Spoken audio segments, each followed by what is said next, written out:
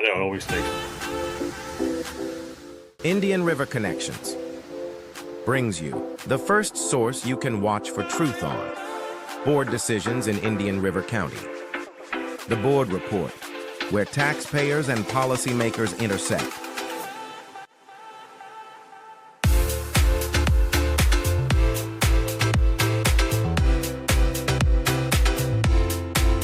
Be sure to subscribe on your favorite platform to get notified when we go live on Fridays at 7 p.m. Visit IndianRiverConnections.com for more. Sponsored by Gus Curran's House of Champions. Gus All Curran. right. Is that where you work out, John? Do you get your workout at House of Champions? I have been there, but I have not got my workout there. I go to my own gym lately.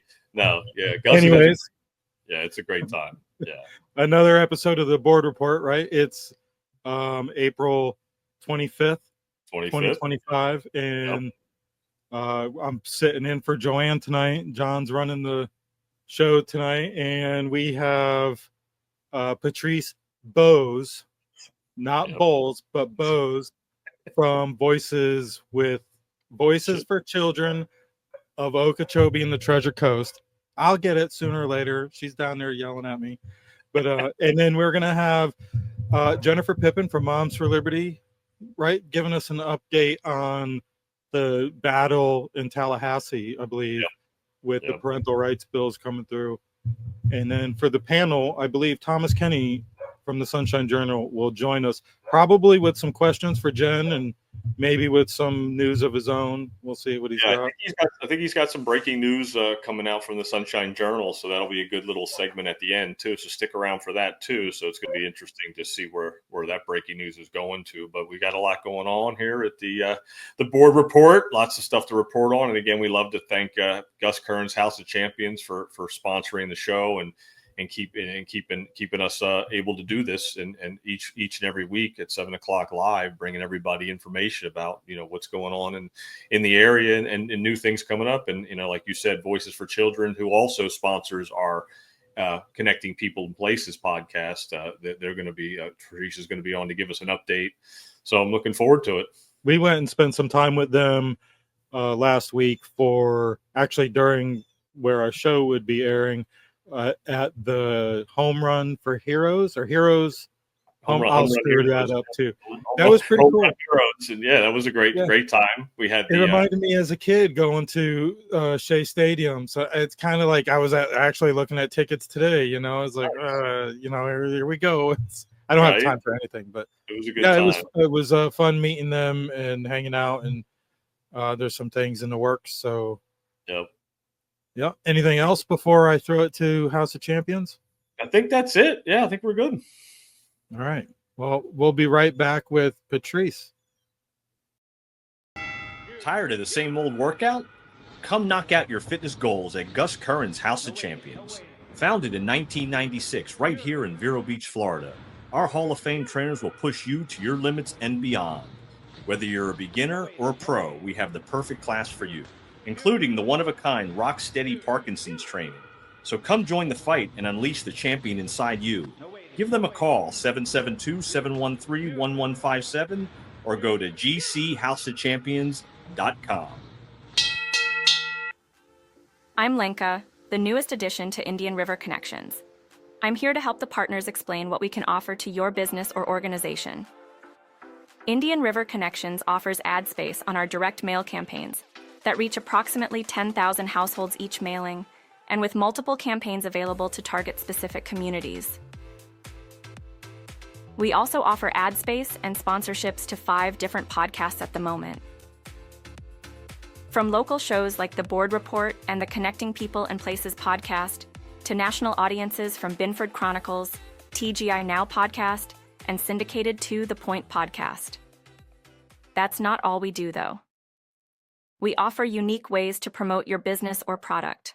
So stay tuned for some great partnerships and productions coming from the team at Indian River Connections, and hopefully we can partner with you too. Is it off?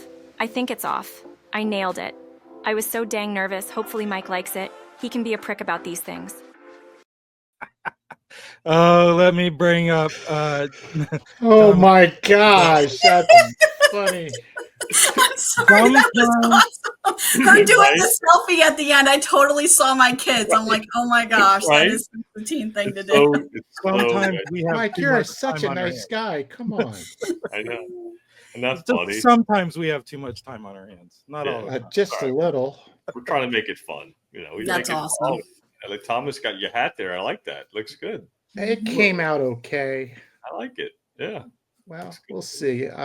Trying to find a way to make this all a bunch of fun. How are you guys doing? Doing great. Doing great. So We're good. Glad to have you. I don't know if you had any questions for Jen with this parental rights thing going on. I do know you have a little bit of good news, correct? Or Yeah, I mean, for Jennifer in the desegregation order, that was an interesting thing yesterday because their lawyer, the NAACP, had sent a request email in for like 10 things they wanted. It was 12, I think, right, Jennifer? Yes, 12. 12, and it was ridiculous. If you go back and you listen to like the last 10 minutes of the meeting, she's trying to get Dr. Shafty to read them into the record.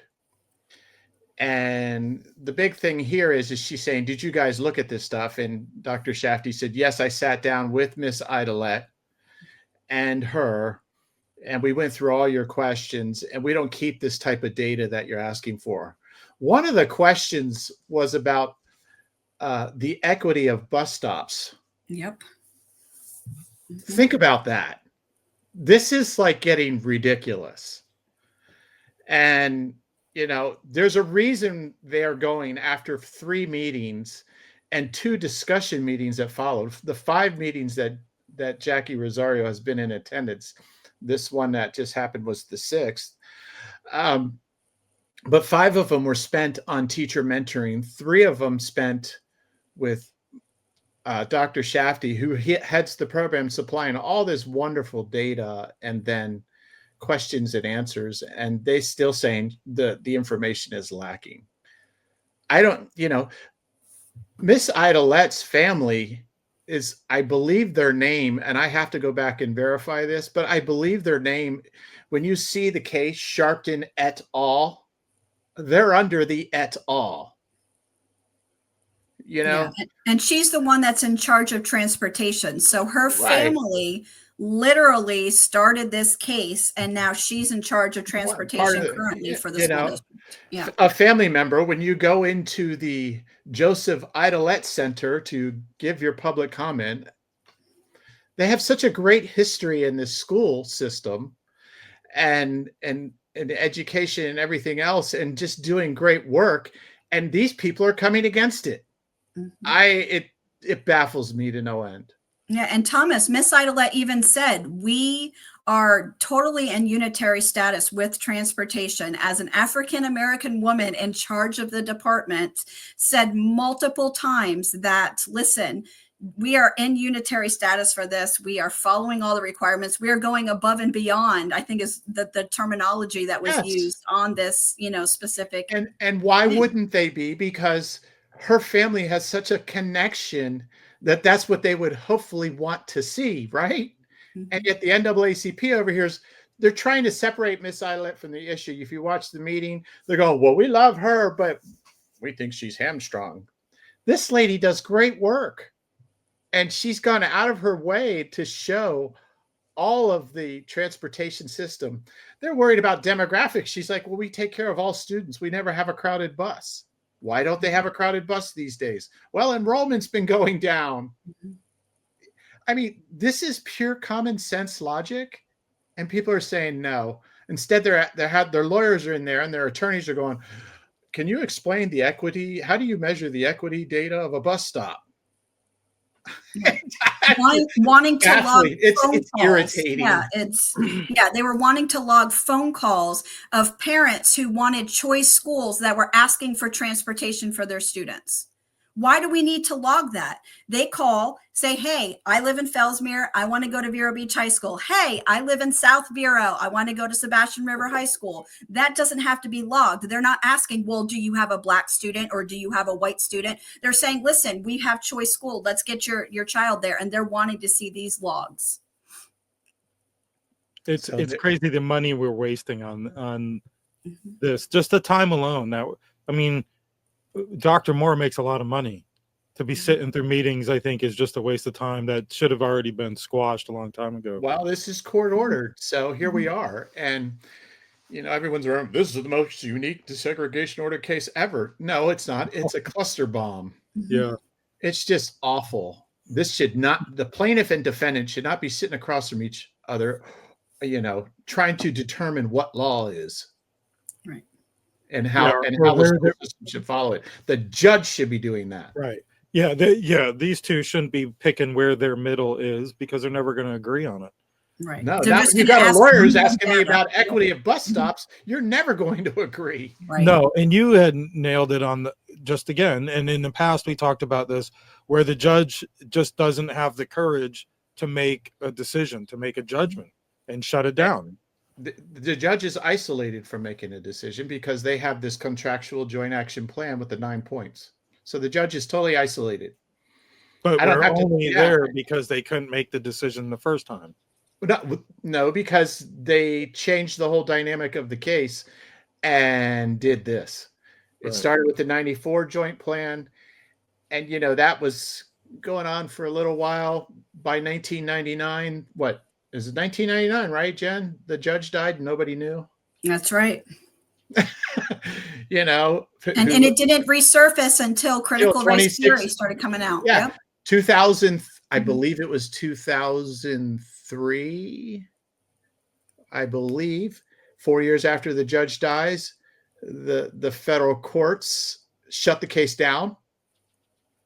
And then someone pulled out all the paperwork, Susan DeGressa, the attorney at the time, with Rendell. And they said, hey, we need to go get our unitary status. No one's doing with this. 22 years later in 2016. Think about this. Yeah. The feds had shut the case down and the judge died and nobody knew. Yeah. This is disgusting. Yeah. And like, we've said before, the only thing that's segregated in our schools is the discipline plan. And there is still an African-American student council and a regular student council at our middle schools and our high schools. Yeah. So the only segregation is discipline of African-American students at the district level and an African-American student council that doesn't allow any other races except for African-Americans at both high schools and the middle schools. Now, yeah, it's in the achievement plan for the what is that, the school achievement thing. So in 22, when I ran for school board, I ran on this point that they're, the way they did disciplinary policy, and it says it was like 4-to-1 ratio currently for white kids versus black kids get in trouble, and they wanted to bring the ratios 1-to-1. So in order to do that, what do? You have to discipline differently.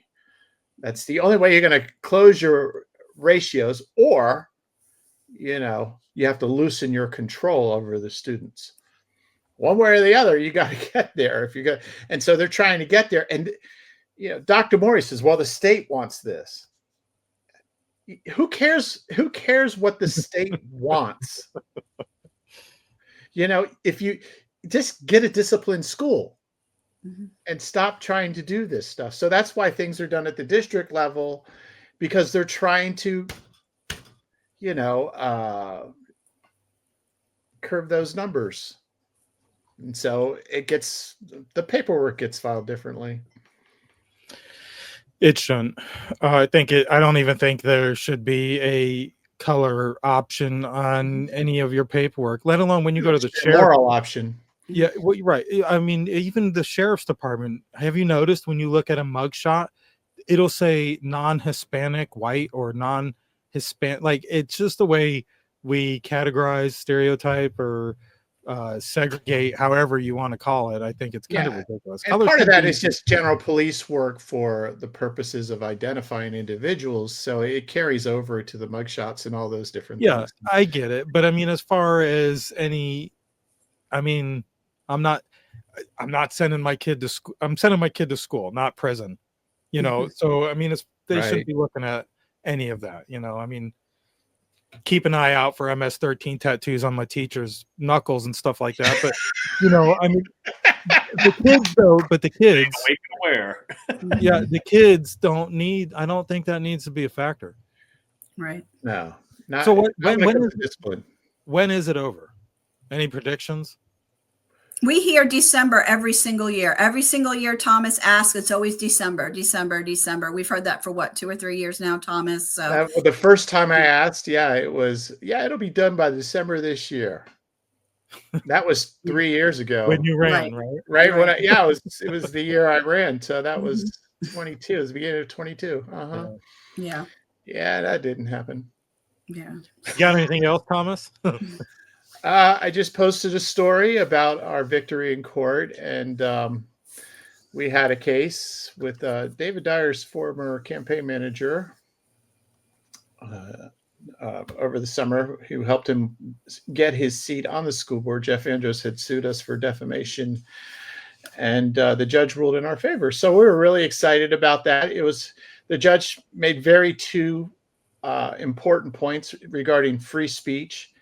And what really made me feel good was the only evidence she said that she had to look at, because we actually submitted an affidavit for other evidence. And she over a technicality, she didn't admit it, but whatever. But she says, I don't need it anyway. I have the article itself. And I thought, well, that's really cool, because that means what we did as what I did as an organ, as a reporter and as a journalist, held fast on a legal, ethical, and moral stance. I had no intention to harm anyone. I mean, they won after all. His obviously his stuff works. As a manager, he managed well. He got paid well too. So, whatever. But here we are, and I'm just happy that it's almost concluded. So, there's still some things that have to happen, but the judge was very thorough in her decision. And in that article, for anyone who wants to read it, at the very bottom is a link to the decision on Scribd, so you can read the whole order for final summary judgment. They amended their complaint. They had an opportunity to do that, and then when they did, we said, hey, there's nothing new here, so let's go for final summary judgment, and we won. So that was local. You didn't have to travel for this. No, and these days it's all on Zoom too. Oh, that's even Post- But better. I do not like it all. Yeah. I'd rather be Zoom in for the you. courtroom. Yeah, I mean, it is great. It kind of puts some I'm going to say it wrong. Validation. Validation behind what you do and Yeah. what we do, because we're not just pretenders. You do media. You're putting out news, and it's unfiltered, unlike the other local news you might find around here. So it's good to know that your article helped you out there. Everything is a factual basis, and that's what the judge said. It's like, look, there's no factual basis here for their complaint. So when there's no factual basis that it's defamation, what she's saying from the article and the way it's written, it says that he presented facts, and the things that they had questions over were just opinion based on a series of facts, like a conclusion. And that's protected speech, especially in a public controversy, this case being the election of the school board members. So, which he managed. And he was one of the things that they tried to do, said, well, he's a private citizen, but no, he's a public figure. And the judge agreed with that as well. And so a public figure has a higher burden of proof when it comes to defamation, because obviously you're talking about things in the in the election, the public controversy. So being a campaign manager makes him a public figure, in the public, just Right. like well, he you also ran. putting in He that- also ran for office. He ran for He's run for office before too. Yeah, in exactly. 2020. He sits on CSAC board. He sits on the MPO board for the school district. So, you know, all of these things are public facing. You know, when you're serving on committees that make decisions for taxpayers, or if you're running for office, right, you're a public figure. That's why it's called Taxpayers and Policymakers Intersect on the board report. That's exactly what we're doing. So, congratulations on that. I guess it's a victory for both. Win. You win, yeah. So let me ask you, switching gears, but still staying in that same sector. How, I mean, in the media today, how much do you think this plays when it comes to lawsuits against people in the media? How much of that do you think is frivolous to keep them bogged down, tied up, expensed out, stressed out, or intimidated and stressed out? I mean, maybe this wasn't that, but I mean, polarization in America today, do you think that's the thing out there we need to be worried about?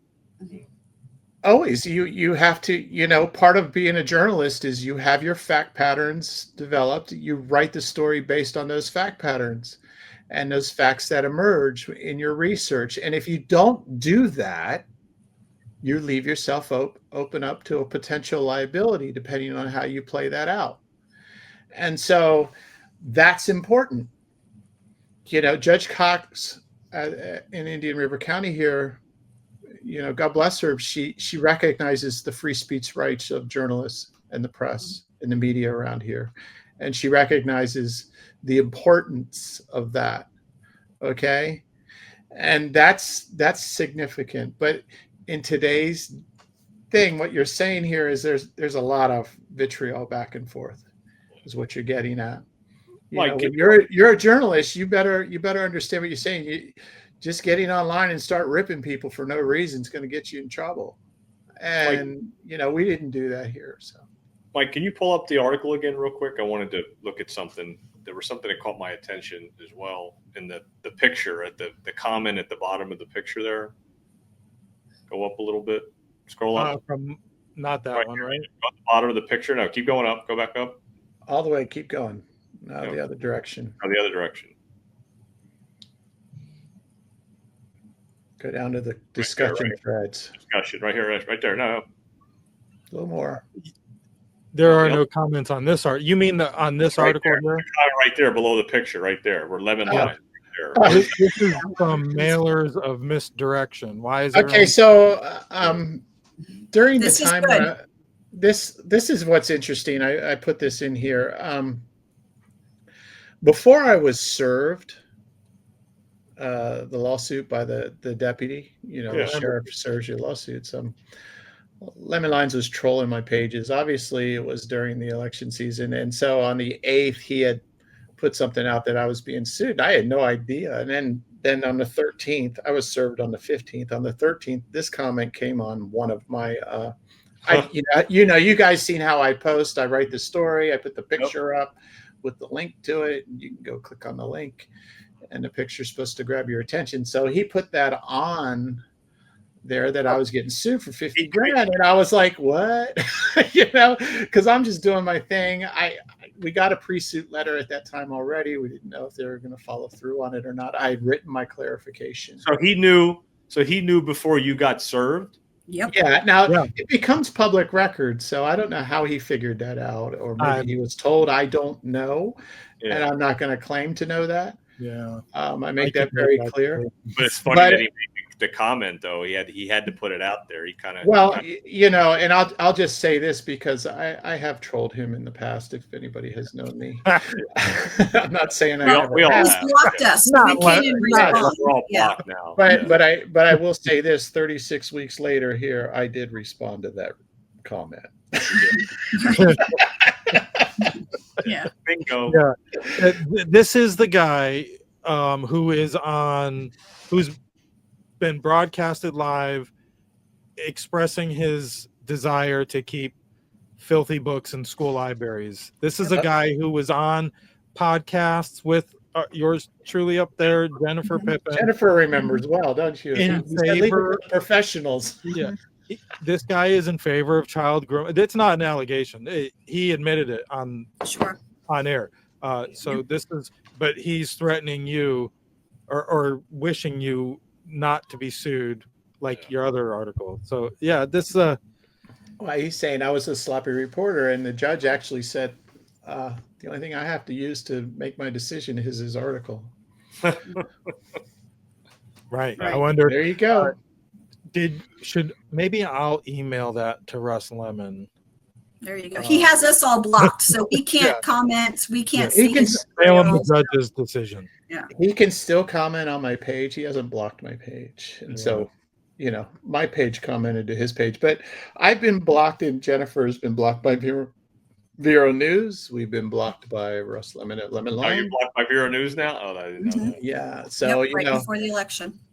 yeah, we all got blocked and whatever. Yep. Well, I feel left out. Maybe I need to turn it up a little bit. Kick it up a notch, Bolak. They hate when we share the facts. I mean, I'll share, before the election, I would share a screenshot, or I would share an interview, or I would, clip something, and they'd erase it and block you. I mean, as soon as they posted something, they would, block us. And they did the same thing in 2022 as well. They blocked us, and then they unblocked us for a little bit, and then they blocked us again. And so we're blocked now, so we cannot respond or see anything that they're posting at all. The only way I can see Vero News now is if I go on regular internet, because my personal page is blocked. Moms for Liberty pages are blocked. We have zero access to see Lemon Lines, Vero News. Larry Reisman won't let me do editorials or letter to the editor. Thomas Hardy won't let me do editorials or letters to the editor. So all of the liberal media will not even allow us to, put out anything. And if anybody else was to post something, they would absolutely allow them to do it. They've allowed Mara Schiff, they've allowed, other people, but they will not allow us to post anything. Guys, I want to give a shout out to my lawyer, a very honorable human being, Keith Jackman, for doing what he's been doing. He's just a great guy.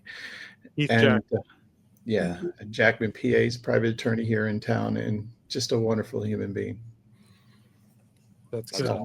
While I was lurking, they're reporting something about Vero Classical Schools eyeing property at 58th and Oslo. Is that they've purchased the property? Yes. Did they? Now is that district? That's district, right? It's Oslo 58th. It's out near my house. But that's our school district, and that's going to be in another classical school. Vero Classical is a private school. The owners of the local Chick-fil-A here, I can't think of their names at the moment. They are the ones doing it. They have it all the way up through 5th grade. They're going to go to 6th grade by 2028. Jennifer, am I saying this right? They want to have a full high school. Correct. Ultimately, they're going to build out a K-12 that'll have 1,150 students. Yeah, pending finances and grants. And if we continue to decrease enrollment, it probably won't happen. They literally said they're going to start shutting down schools or combining schools.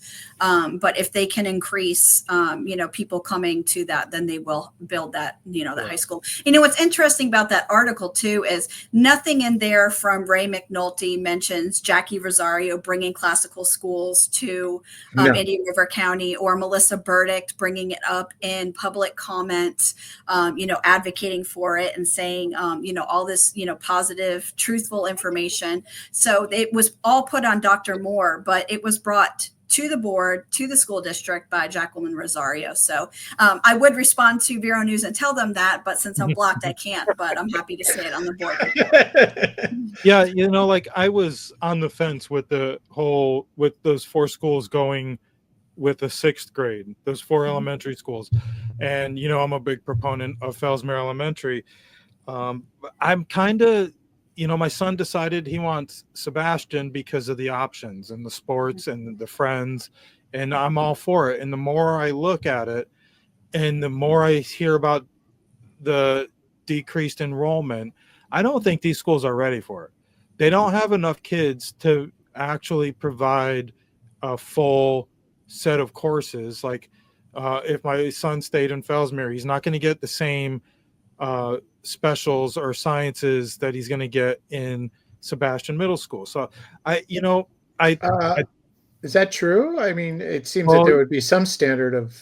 Well, there's the curriculum, right? academic standard. So everybody's going to get the math, the social studies, the true history, and things like that. But it's Right. like some schools are STEM schools. Some schools, they're going to do the Spanish speaking. Some are going to be classical. So they all have their different, specialties and things that they do Right. on top of the core classes that are required by statute. Do There's the middle so much schools more- right now, the I don't know this, so I'm just asking you, Jen. So do the middle schools, for example, is any one of them say a STEM? So I believe that it's just elementary schools now that are STEM. Okay. But different middle schools offer different programs and, clubs. And, obviously, if you're going for sports scholarships and things like that, Vero Beach High School, with like football and things like that. Yeah, the feeder system. and thing. I mean, it's obvious to me now that, obviously a middle school with, I don't know how many kids are in the 6th grade at Sebastian Middle School. Let's say 500. They're obviously going to have more resources and more options to give these 500 kids than the 50 kids that might stay back at Fellsmere for 6th grade. I just don't see that variety, there. I commend them. The kids will be able to go over to and do the extracurriculars at the Right. main middle school if they show inclined to do that. Right. I commend them for giving it a go at it. I think they need to work on their enrollment levels more. I think it would be a great program for maybe some special needs students. Possibly it would help alleviate some pressure at Webasso, who we heard Laura Zork talk about the underfunding and the kind of redheaded Capital step out of funding, the yeah. district. Yeah, for so maybe that would help with. But either way, I don't think they should focus on 6th grade classes unless they're going to be able to maintain a sizable class. The students need more than just the same 50 kids, I believe. But Well, it should be interesting because you're right. A lot of this depends on enrollment increasing. So the experiment is being put in place. The vision's being put in place. We're seeing the front side of the vision, and there's going to be that lag between filling the seats again, because now that you've expanded 6th grade down into Fellsmere and some of the kids are going to the middle school feeder, whatever, Sebastian River Middle, or wherever else they may go after elementary school. You're right. This is important. And here's the crazy thing. I think it's still, they expect to shrink again. So the state gave them 13,860 in the fall. The forecast is 13,382 for the spring. That number has been delayed because there's some issues going on right now in terms of the accounting for the scholarships. That is another whole side issue. But you're right, and it comes back to this whole thing about ranking versus grades. Look, our school system is ranked high because we've maintained grades that we had when we were ranked 30th. well, all the other ones. The state has come down. Mhm. Brevard is an A school district, and you guys talked earlier about the issues in Brevard. You go over there and you're like, where are the A students? You know what I mean? Because I've seen some crazy stuff over there at the when you go to the school board meetings. It's nuts. But they're an A district, so the A's are average. So if we're a 64 this year, that's an A. 64 and above, I think it was. Next year it could be 66. After this year, it could go up, and so we have to have a 66 or higher. So it goes up as the boats rise. If we stay at 64, it goes up to 66. We're out of the A district running, but it's still an average of all the counties, Right? yeah, and the algorithm and all that stuff. And it should be about grades. It shouldn't be about rank. Absolutely. It should be about grades, and it shouldn't be about this great curve of averages. It should be about there's a performance metric, and go meet it. And that's what's really missing, I think, in government schools. I agree. Well, guys, if John doesn't have anything else, I'll let you guys go on with your Friday night. Right. John, you got anything else? No, I appreciate you guys. I do want to shout out. I mentioned Laura Zork. Her and Karen Hiltz are doing something pretty cool, I think, for those interested in running for school board. They have a book together, and they're putting together a video series. Check them out. I think it's bestined.org. Yes. Yes. Make sure you put .org, because you'll end up on web pages you don't want. But check them out. Yeah, I wish I would have consulted them on the website address, but I don't know them personally, but I know we did a show with them a week or two ago. I couldn't be here, but great. Doing a lot of research into awesome. their project, and it is pretty cool. And you don't know who is going to run for office next, so it could be a sleeper out there. Do you want them trained? So they're doing good service by explaining a lot, because a lot of people are intimidated when it comes to serving on boards or Robert's rules and this and that, and it's like you don't know your role, or you don't know who works for who, and some of these elected officials obviously think they work for the superintendent, so it's the other way around, or the teachers at the same time. At the teachers level, there's a lot of conflict at the school level also. So anyways, it's my shout out for the night. Make sure you guys follow us on X and Rumble and Facebook and YouTube. Make sure you follow the Sunshine Journal at Substack, and Jennifer Pippin with Moms for Liberty Indian River. Make sure you follow the Facebook page there for updates. Anything else, guys? No, Mike, other than that, you're a great parent. It's always good to hear your decision-making process with your kids about their future education. I think that's really important. And that's what's going to get our A students. Yeah, absolutely. Good deal. All right. Thank you guys so much. Have a great weekend. Thank you. You too. Thank you. All right. Thanks. All right. Thanks, guys. Bye. Bye. John, thanks for another great show, and we'll be back next week. Yeah, we'll be back next week for sure, and every week, and then we'll also have some more podcasts coming out from the Connecting People in Places podcast. Yeah. We got a couple of in the pipeline will be coming up. The next one coming out will be with Leslie Swan. Nice. Our supervisor of elections. So cool. We're working on putting that one together. We've already did the interview. Joanne did the interview. So hopefully it's out in the next day. Cross my fingers. All right, guys. Thank you again. Have a good night, and we'll see you next week.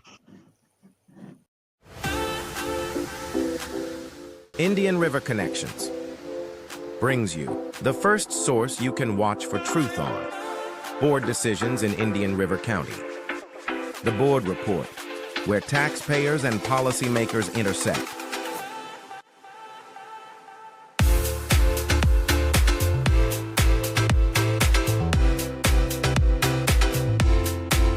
Be sure to subscribe on your favorite platform to get notified when we go live on Fridays at 7 p.m. Visit IndianRiverConnections.com for more. Sponsored by Gus Curran's House of Champions.